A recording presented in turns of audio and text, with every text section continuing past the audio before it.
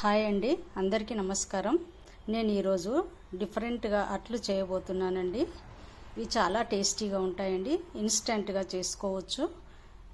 ఏ tiffin చేయాలని తోచనప్పుడు ఇవి చేసుకుంటే చాలా బాగుంటాయి.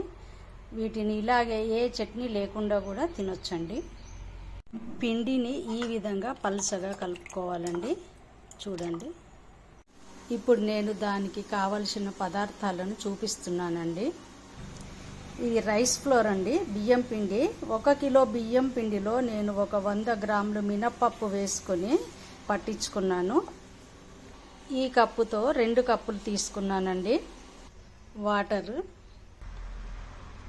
పెరుగు, ఆయిల్, జీరా, కారం, సాల్ట్, కొద్దిగా షుగర్ అండి, ఒక 1-2 పించ్ షుగర్, ఒక 3 స్పూన్ల గోధుమ పిండి అండి, వీట్ ఫ్లోర్, కరివేపాకు తరిగి ఇలా కొద్దిగా ఎక్కువగానే వేసుకోవాలండి, చిటికెడు పసుపు, అల్లం వెల్లుల్లి పేస్ట్ కొద్దిగా, 1/2 కప్ పెరుగండి. పెరుగు లేకుండా ఈ అట్లు టేస్ట్ బాగోవండి, అందుకని కంపల్సరిగా పెరుగు వేయాలి. లేదంటే మీ వద్ద మజ్జిగ ఉంటే మజ్జిగనైనా 1 కప్పు పుల్లటి మజ్జిగను వేసుకోవాలి. పుల్లటి పెరుగు కానీ పుల్లటి మజ్జిగ కానీ. నేను ఇప్పుడు ముందుగా పెరుగుని బౌల్లో వేస్తున్నాను. కరివేపాకు, జీలకర్ర,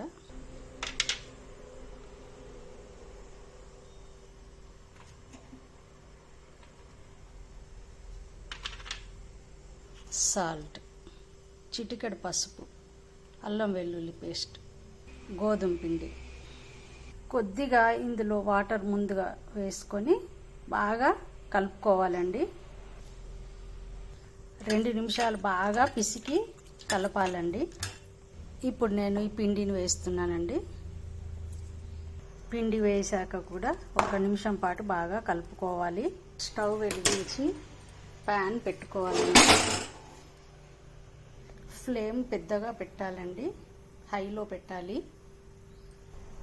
కొద్దిగా ముందుగా పెనం మీద ఆయిల్ వేసుకోవాలండి. ఉల్లిగడ్డతో నేను ఇలా స్ప్రెడ్ చేస్తున్నాను. ఫ్లేమ్ హైలోనే పెట్టుకొని అట్టు పోయాలండి.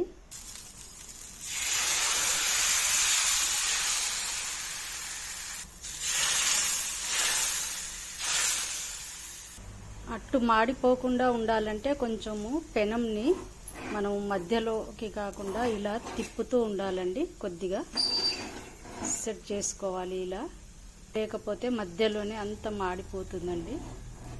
ఇలా పక్కకని తిప్పుకోవాలి. కొంచెం ఆయిల్ కొద్దిగా ఎక్కువగానే పడుతుందండి.